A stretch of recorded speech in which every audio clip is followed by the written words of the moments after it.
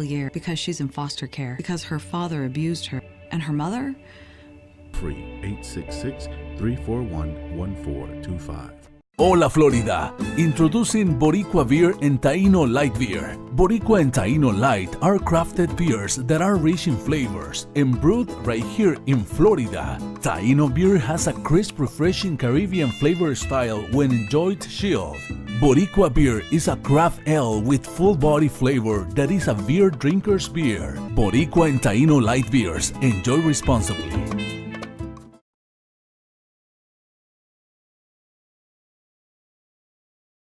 I am for the child who's had 7 addresses in a single year because she's in foster care, because her father abused her, and her mother? Her mother couldn't believe her. She is the child I am for. I am a volunteer child advocate. I am you. Florida residents call toll-free 866-341-1425. Esto es amor de verdad, nadie lo puede dudar. Step up to craft beer. Taino Light Lager has a crisp, refreshing Caribbean-style flavor. Boricua Beer Craft Ale, full-body flavor for the true beer drinker. Stop drinking beer water. Taino Craft Light Lager and Boricua Strong Craft Ale. Feel the rhythm. Step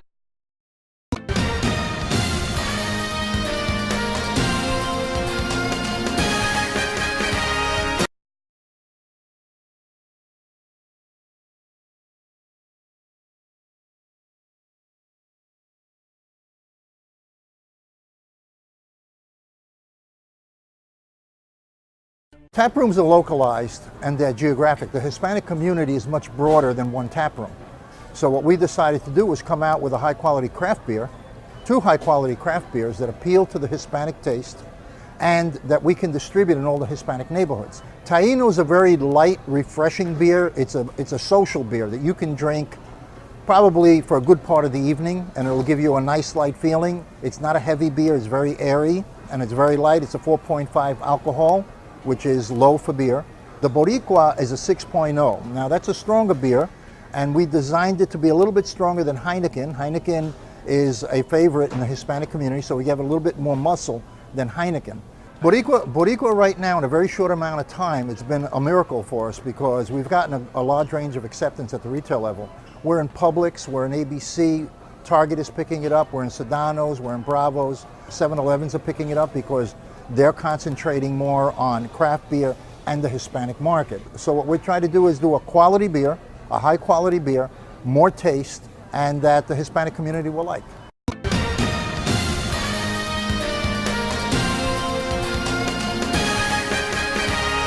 Hi, I'm Danny Ramos and welcome to this week's edition of Hispanic Speak Out TV. You know, we talk about politics here and issues that are sensitive to the Hispanic community. Last week, in case you missed it, and you can go on YouTube to our website to look at it if you didn't catch it on the air. We did clips from 3 presidents, Trump, Obama, and Clinton, on immigration. And their original policy on immigration was exactly the same. Obama's approach was the same as Clinton, and Clinton was the same as Trump, except when it came to after the election. Before the election, these guys were in sync. In order to get the vote of the conservatives, Democrats went and said, let's get rid of all these illegal aliens. Now, if you want to see this show where Bill Clinton and Barack Obama are saying, let's get rid of all of these illegal aliens in our country that are crossing the Mexican border, go to our website, which is WNHA.TV, click on Hispanic Speak Out, and that show will be on the website for you to see if you missed it. And we're here with one of our foremost attorneys in Central Florida. His name is Juan. Hey everybody, how you doing? I know Juan for about a couple of years now, and Juan is very active politically, but he's also has his office downtown where he deals with human issues that have to do with people going to jail, not going to jail, and all that kind of thing. Okay? So. Well, I mainly do immigration, Danny, but I do also... That's about people going to jail. Yeah. I don't know about that. I also do some criminal. Why would somebody call you on an immigration case if they're not in trouble or not being threatened with being deported or going to jail. This whole conservative thing, man. You know, I'm not conservative. I'm saying the truth. People call me for other types of immigration, mainly business class immigration. Okay. Investors, Okay. people who want to invest in the United People States. looking for visas and stuff. Well, they're not necessarily visas? only looking for visas. You can only enter so many times. Now I know how you're so rich. You can only enter in so many times to the United States without causing alarm as to whether you intend to immigrate. So let's say you have a tourist visa and you're coming into the United States. You're supposed to be coming for business purposes. Oftentimes, for pleasure purposes. Oftentimes those tourist visas are issued as both B1/B2.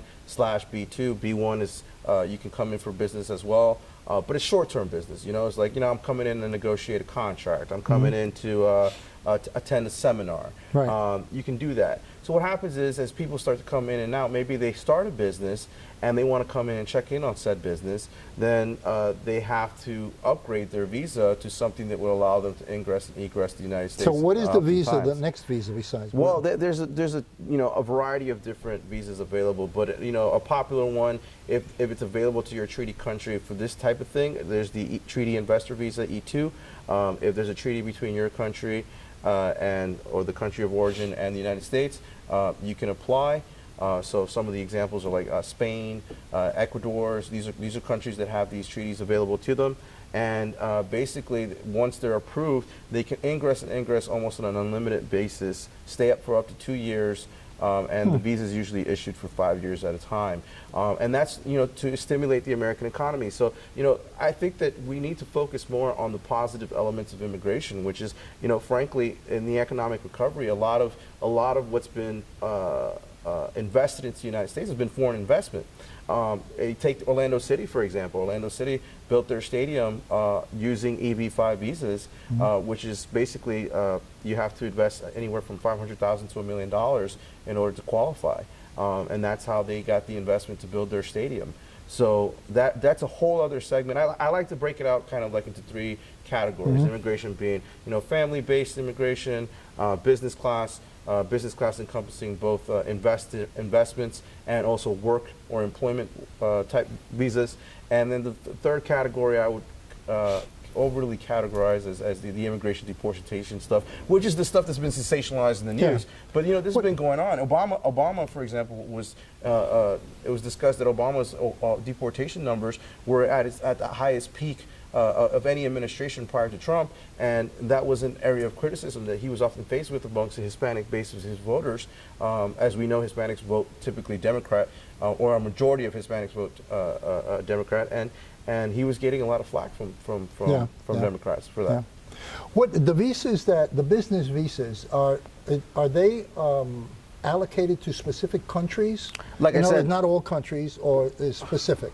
Well, if you're talking a Norway type bleep hole type situation, no, it's not like that. There are certain visas that are allocated on a numerical basis, such as like the H-1B visa is the business numerically visas we're capped. talking about. H-1B is an employment visa, Yeah, temporary but the worker investment type one visa. I'm talking about. The investment, like I said, there's certain treaty countries and you can actually find it if you go on and do a Google search, say E2 qualifying countries, and you'll get a list that should be top of the list from the Department of State website, and you run down that list, and if your country's on there, it's either E1 category or E2 category, and if your country's on there, then you would qualify for that visa. Is there a lot of business coming in right now abroad with those visas? Because you're kind of a point where people contact you. Correct. So you get a sense of the flow of what's coming in on the Yes. business side, investment side. Well, I think it's a combination of what's going on globally, and particularly in Latin America, there's been a movement to the left, a strong movement to the left, when I say the left, the extreme left. Examples: Venezuela. In Colombia, I actually, on my own show this week, we just did a piece which airs on Friday, this coming Friday, that talks about basically how the FARC, which is the Revolutionary Armed Forces of Colombia, which is a leftist guerrillas group, Right. they basically have been elected, certain people have been elected to congressional posts within the country. These are people for the FARC. Yeah. And these are people that are accused of murders and high crimes and treason. And basically, in an effort to appease the leftist guerrillas, they've absolved them of all their wrongdoing and even granted them posts in the government. And that has struck a chord with a lot of Colombian individuals. I've seen clients already starting to come in, and they're worried about whether this is going to potentially cause a situation similar to Venezuela and Colombia, and so they start to worry about their assets in their country. They want to move their assets into the United States, and that's a common example. I think we saw that a little bit also with Brazil, a bit with Ecuador, depending on what the political climate was there. But what you also see is just flat out individuals who have the financial means to make investments. I got clients in Ecuador right now that had frankly, they tell me, I have no interest whatsoever of living in the United States. None. I'm very happy in Ecuador. I live better in Ecuador. You know, I just think that there's some business opportunities for me here in the United States, and I'd like to have a visa so that I can ingress and egress without, with the strict scrutiny at the border, without being asked, why are you coming in and out so much? Well, I'm coming in and out so much for business. So, and rightfully so, the correct response by CBP or customs officials would be, well, if you're coming in for business purposes, then get yourself a business visa. Yeah. What's the dollar exchange between Ecuador and the United States? That's actually a very interesting question, because Ecuador has no national currency that it's using at this time. Really? Ecuador is using the U.S. dollar, and actually what makes it very easy for Ecuadorians to transition their money into the United States. So that's one of the main points as to why investment from Ecuador is so attractive for Ecuadorians to invest in the United States. So because of you're saying there seems to be a lot of potential and happening instability in certain countries in South America. Are they banking? Are they banking U.S.? Is that what they're doing? Because I think they're diversifying. They want to live there. They're diversifying their portfolio. Is what I get from clients is that they would like to have some of their money or a significant portion of their money in the United States in the event that a completely leftist revolution were to take place in their country, that they'd be ready to make a smooth transition in the event that were to happen to the United States. So it's a safety situation. Yes, in part it is. In part it is. In part strongly. It's like what happened in Cuba. Correct. We had a lot of people with money. Yes. With the upper working class who knew it was coming. Right. They sensed it. Right. And like I they feel left. it's coming sometimes with Trump. You couldn't miss that one, huh? No, okay. you opened it wide open. Well, you want to talk about Trump? Do you want to talk about Trump? Not really. With I don't DACA like and all this stuff. DACA is over already. He's going to do DACA. He's going to do it. There's no problem with DACA. But he wants to negotiate. He wants to negotiate. He's got to do it. And I think that what he was asking for was way too much. That's the problem that I really not according saw to with him. That. Well, of course not. But no matter what, he got elected president by a group of people. So by an electoral college. Okay. Yes, So not, let's say, but not by the population. Well, the majority of the population in the United States, which actually feels quite the opposite. But go ahead. I don't mean to interrupt you. No, but Please that's all right. ahead. But when you say majority of the population, you're not talking about he got elected by 5 million people and 100 million people said no. He got 62 million or something like that votes or something like that. I don't know what it was. It was about, the difference was about 2 to 3 million in the popular vote. In the popular vote. So you're talking about 2 or 3 million is not a lot. It is significant. It is a lot. When you translate it into the college, into the electoral college. Right. But it's not that, when you're talking a country with 300 plus million people, it's like 1%, less than 1%. Right. 1/3 of 1%. So it's not a lot. But nevertheless, he got elected. So let's say there's 60 million people that like him. It's still 60 million people that like him. So he's president. Right. So no matter what, we've got to deal with it, Okay. You have to deal with it. The Democrats have to deal with it until the election. Until the election, which, if he loses the House, then he'll be in a lot of trouble. But, he's there, so everybody's just got to chew and everything comes to an end. In politics, everything comes to an end. There's a beginning and an end. I hope so. We got 2020 to look forward to, but there's the midterm in between. This year's an election year. It's going to be interesting. I mean, we got an immigration bill. We got the budget. So you don't think he's going to do DACA, or do you think he's going to do DACA? I mean, it probably might have already happened by the time this conversation hits the air. Okay. But let's say that we are predicting what may happen in the next week. I don't think he does DACA if he doesn't get everything he wants, which includes an elimination to quote unquote change. Okay, so now he doesn't. Let's say that he doesn't do DACA. If Nancy Pelosi and Schumer and Schiff, they don't give him what he wants, which is an end to chain migration, $25 billion for the wall. The wall, right? a family visa program, which is chain migration. Right, right. So and also basically- the lottery system. But let's the talk lottery. about what that is. That's what they're talking about is the elimination of a child over the age of 21 being able to petition for their parents, which is quite frankly just inhumane. Yeah. Because what I see mostly with, at least in my client base, with children that are over the age of 21, is mostly, people in their 40s or 50s that are trying to get their parents Why is over. a child called a child at the age of 21? Well, because if he goes to, is if your he goes son to still war, your son? Is your son he's still my your son, but he's not a child. Okay. Right. My son is my son, but he can go to war tomorrow. I mean, so you don't send children to war. So is that a word? Is that your language? Is that a Democrat? Is that a left use of? Is that a left use of language for political convenience, calling a child? No. And this guy's got a beard and he's got 3 children of his own. It's typical Trumponian politics. Is you're diverting from the subject at hand, which is No, I'm not diverting. I'm just curious. This is people that are petitioning for their parents, and parents that are oftentimes are facing severe medical issues in their country on their deathbeds or whatnot. Can't you get a special visa for medical? There's a humanitarian visa available for that, but you'll probably want to get rid of that too. No, I don't. Listen. I don't this know. a very real scenario that happens with these things is that like I had my grandfather, my family petition. I think it was my mother petition for granddad, and he came over. He actually became a resident. And he didn't like it here. He actually he was so accustomed to living life the way he lived it in Colombia that he went back and died shortly thereafter. And these are kids that want the children of elder individuals that want to bring their. So that falls their under parents chain here. migration. That would be an example of chain migration. Yes, there's also cases, and to be fair, the cases that what they're really worried about is that the recipients of DACA with a path to citizenship. Turning 21. Then maybe they need a petitioning for their compromise on the parents. definition of chain migration. Maybe they which do. is immediate family. In other words, if you're a son, you're here, you can. Right. You want to bring your mother and father. That's immediate family. So you don't think that's immediate family? You don't think? Well, technically, in certain cases, that's not immediate family, depending on which nuance of the immigration law you're in. But let's talk about brothers and sisters. So brothers and sisters, are that immediate family to you?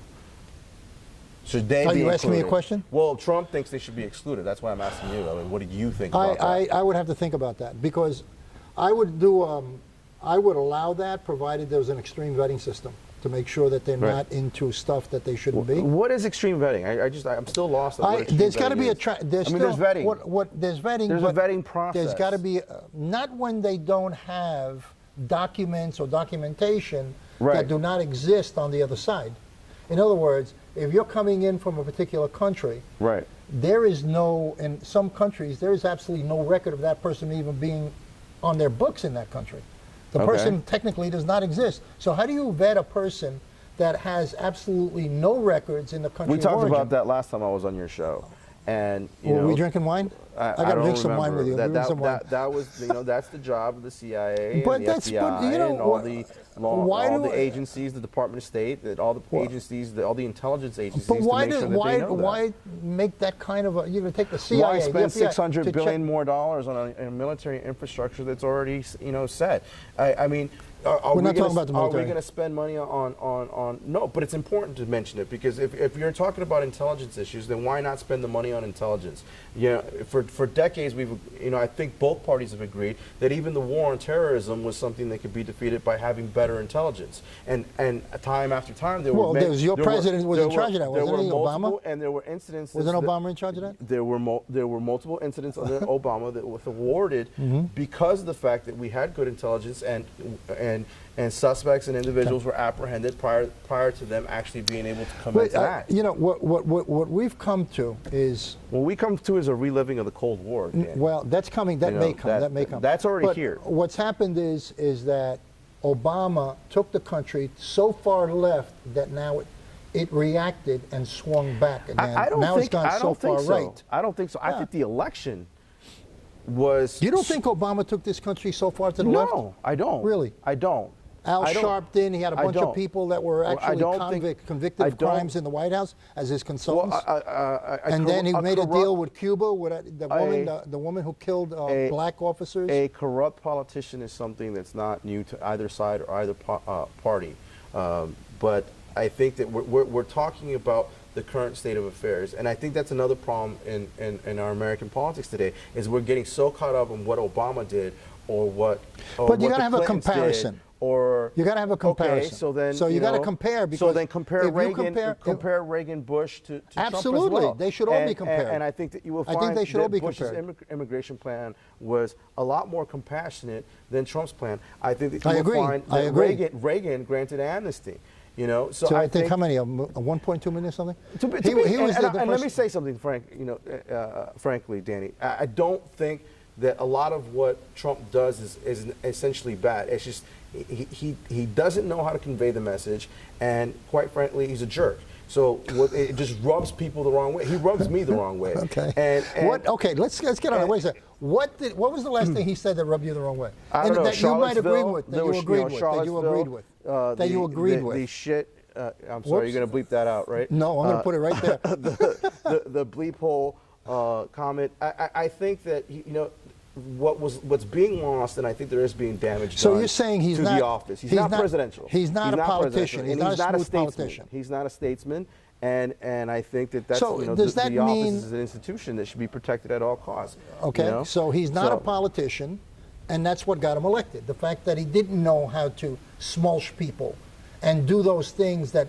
But he kinda is a politician. No, he's a politician once he got elected. I Once he got elected. I find that argument completely. It's not an argument. All I'm doing is presenting you an alternative. You can't say you're not a politician when you're playing politics, and he's playing politics all the time. Anyone who enters the arena of politics is a politician. Okay, so but he became a politician. Okay, and he's not a regular Joe. The biggest thing that aggravates me is when people try to present Donald Trump like he's some kind of regular Joe when he's a multi-billionaire who's taken advantage of the small guy for decades, and that's how he built his empire. And somehow, and that's the piece that gets me. Somehow convince regular Joes in this country that he's a regular Joe. All right, so he's not a regular Joe. No, obviously not. He stands out. Yes. Okay, Like between a his sore orange thumb. hair, like a big fat orange sore thumb. Okay, all right, because he's got $10 billion and he's got hotels all over the world. I understand that. And the orange tan. But does that mean that? And the toupee. Okay, does that mean that all billionaires are not regular Joes, that they take advantage of people, you know, in order to get there? Because you said, hey, he's the 10 billionaire, and billionaire, the way business is, they take advantage of the little guys. Well, So I don't know. There's a whole group of billionaires. Yeah, you got Microsoft, Buffett. Right, there's a whole group of billionaires who's a Democrat, who's a left. Said left. themselves that they're willing to pay more taxes to make sure that there's more services and opportunities available for people that are on the rise. You know, so I think that it depends mostly on your mindset. But I'm specifically talking about this guy. Yeah. I'm not talking about. I can't speak for the entire you know, when you can't, you got to compare in groups, you know, because you can't pull one guy out and say, that guy is terrible without looking at the group. And saying, we can, and we are, because he's president of the United States. I understand that. I understand that, and that's why we taxes, can. Danny? And that's why with the entire Russian investigation, with everything that happened, never disclosed his taxes, and we talk, and then we have this conversation about transparency and Republican memos and Democratic memos. That's a rabbit. You know, but we never had full transparency. This is a rabbit hole that we need an country. hour for. And I'll tell you why, okay? Because right now they're going through all the texts that came through the FBI on the dossier, and all of a sudden we got to tell POTUS about this immediately. Was in one of those memos from the FBI. Right. And POTUS said on television that he was not exposed and didn't know anything about what's going on there. Well, he's been exposed. But well, he got a memo with his name in it that had to do with the dossier that was presented to the FISA court. And that's a separation of powers, executive branch, judicial branch, and law enforcement, you know? So here you have him. So I don't want to go down that rabbit hole because we need 2 hours for that. Right. We can do it. If you want to come every week, we'll come every week and do 15 minutes on that crap.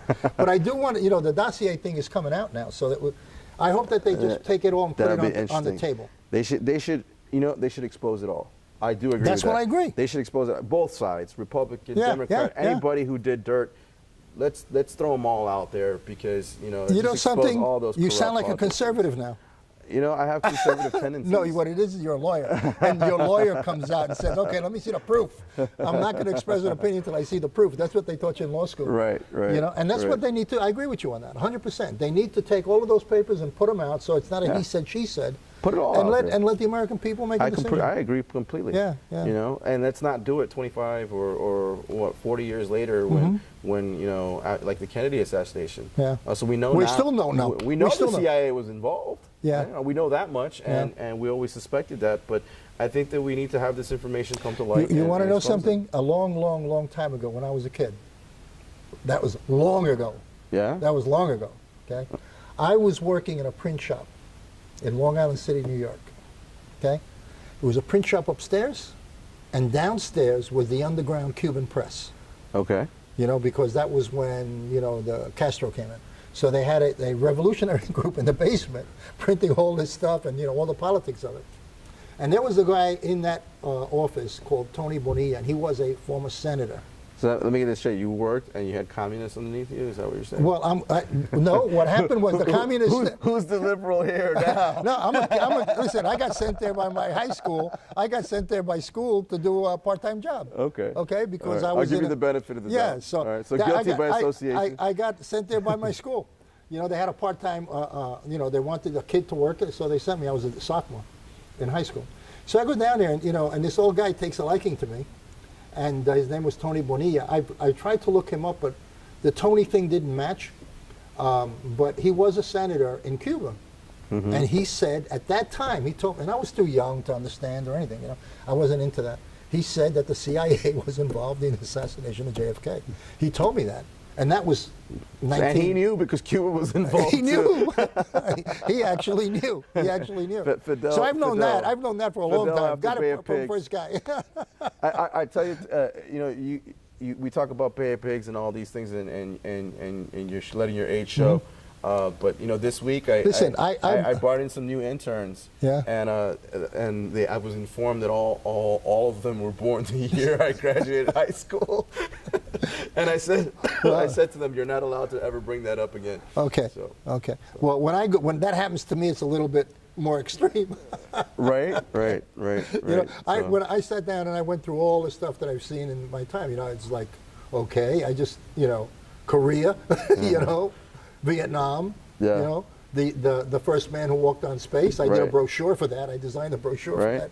You know, so. Well, you were around for Adam and Eve. I was before. This is Danny Ramos, and we'll catch you next week on The Next Turn. I hope you come back, man. We always have a good time talking. Appreciate it. Okay. Thank you for having me. We'll see you again. Bye bye.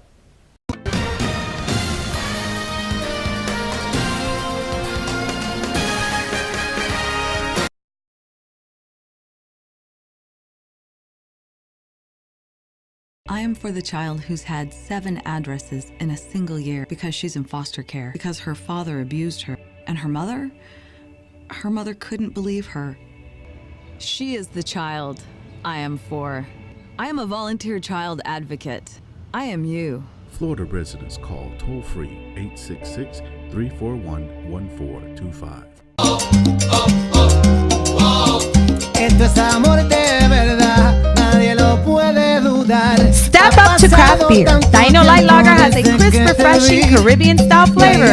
Boricua Beer Craft Ale, full-body flavor for the true beer drinker. Stop drinking beer water. Dino Craft Light Lager and Boricua Strong Craft Ale. Feel the rhythm. Step